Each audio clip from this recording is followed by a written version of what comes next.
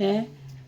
Untuk hukum yang berikutnya adalah hukum Dalton atau hukum perbandingan berganda. Bunyi dari hukum Dalton seperti ini. Apabila dua unsur membentuk lebih dari satu senyawa dan apabila perbandingan salah satu unsur sama atau tetap, maka perbandingan unsur yang lainnya merupakan bilangan bulat. Apabila dua unsur membentuk lebih dari satu senyawa dan jika perbandingan salah satu unsur sama, maka perbandingan unsur yang lainnya merupakan bilangan bulat. Sebagai contoh soal yang ini. Ada unsur A dan unsur B membentuk senyawa 1 dan senyawa 2. Apabila unsur A dalam senyawa 1 14 gram dan unsur B pada senyawa 1 8 gram, kemudian unsur A pada senyawa 2 14 gram dan unsur B pada senyawa 2 24 gram.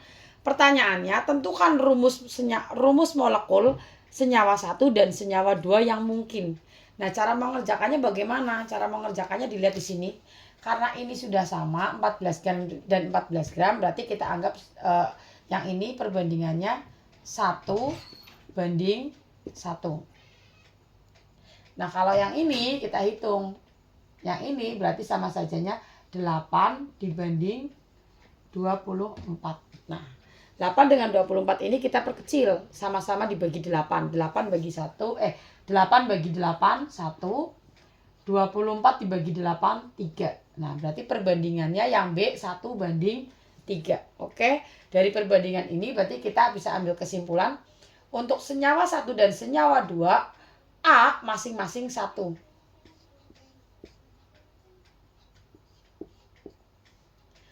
Untuk senyawa 1 dan senyawa 2, B-nya 1 banding 3. Berarti B-nya 1 banding 3.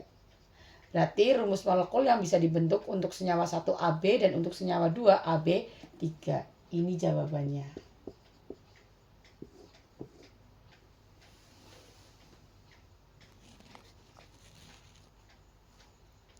Oke, berikutnya untuk soal yang berikutnya, contoh soal berikutnya, di sini kita ada unsur X dan unsur Y. Unsur X dan unsur Y ini bisa membentuk senyawa 1 dan senyawa 2 di mana unsur X pada senyawa 1 30% dan unsur Y pada senyawa 1 70%.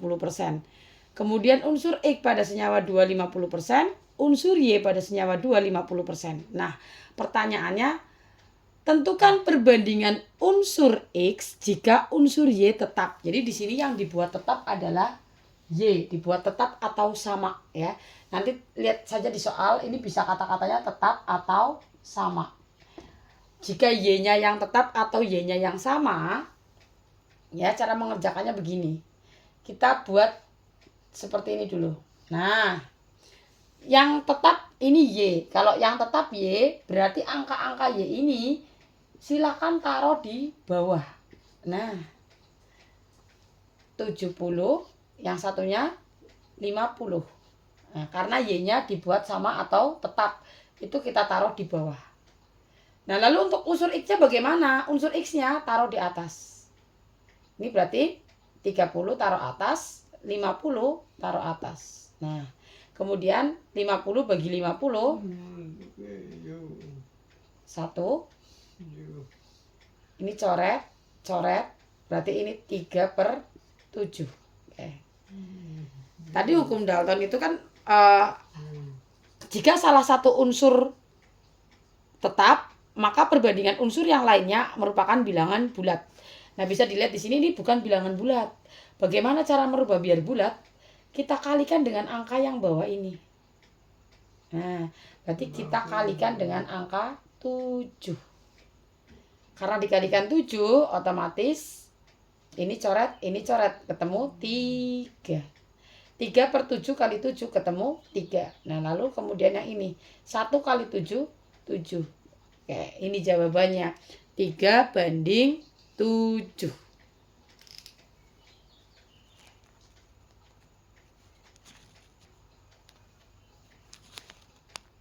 Oke, masih dengan soal yang sama, hanya pertanyaannya yang saya rubah. Pertanyaan B-nya dirubah. Kalau tadi kita ditanyakan perbandingan unsur X, nah yang B ini ditanyakan perbandingan unsur Y. Jika unsur X-nya tetap atau sama. Nah, di sini yang dibuat tetap atau sama siapa? X. Nah, karena yang dibuat tetap atau sama X, maka angka-angka yang di X ini kita letakkan di bawah. Nah, 30 di bawah, kemudian 50 di bawah. Seperti itu. Nah, bagaimana untuk Y-nya? Berarti Y-nya kita taruh di atas 70, kemudian 50. Lalu 50 bagi 50 1. Coret 7/3. Nah, sama dengan pengerjaan yang A tadi. Hasilnya harus merupakan bilangan bulat dan sederhana. Ini bukan bulat. Supaya menjadi bulat, kita kalikan dengan angka yang bawah. Berarti kita kalikan dengan angka 3.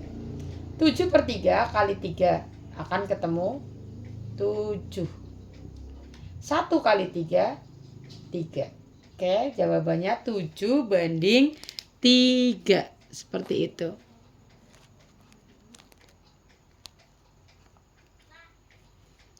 Oke, untuk hukum yang keempat adalah hukum perbandingan volume. Hukum perbandingan volume atau kita kenal dengan hukum Gay-Lussac. Ya, kata kuncinya seperti ini. Bunyinya seperti ini dulu. Pada suhu dan tekanan yang sama, perbandingan volume gas-gas gas-gas yang bereaksi merupakan bilangan bulat. Ya. Jadi perbandingan volume gas-gas itu merupakan bilangan bulat. Nah, sebagai contoh, example soal ini. 15 liter gas hidrogen, 15 liter gas hidrogen bereaksi dengan gas klorin menghasilkan asam klorida sesuai reaksi berikut ini. Nah, pertanyaannya, tentukan volume gas klorin dan asam kloridanya berapa. Nah, cara mengerjakannya bagaimana? Cara mengerjakannya, kita tulis reaksinya terlebih dahulu. Hidrogen, klorin, asam klorida. Nah, reaksi ini belum setara, jadi kita setarakan dulu. H sebelah kiri ada 2, H sebelah kiri ada 2, sedangkan H sebelah kanan hanya ada 1. Supaya setara, H kiri yang ada 2 ini kita kalikan 1. H kanan yang 1 kita kalikan 2. Lalu kita lihat Cl kanan ada 1. 1 dikali 2, 2. Cl kiri sudah ada 2. Berarti cukup 2 dikali 1. Nah, perbandingan volume gas-gas ini merupakan bilangan bulat. Dengan kata lain, perbandingan volume gas-gas tersebut sama dengan koefisien masing-masing ini. Berarti 1/1/2. Lalu kita masukkan gas hidrogennya berapa liter? 15 liter. Gas hidrogen yang ini 15 liter. Pertanyaannya, berapa sih volume gas klorinnya? Dan berapa sih volume gas asam kloridanya? Nah, titik-titik ini kita isi sesuai dengan perbandingan angka atas ini. Kalau 1/15 berarti 1 ini juga 15. Kalau 1/15 berarti kalau 2 kalinya 30. Jadi jawabannya klorinnya 15 liter, asam kloridanya 30 liter.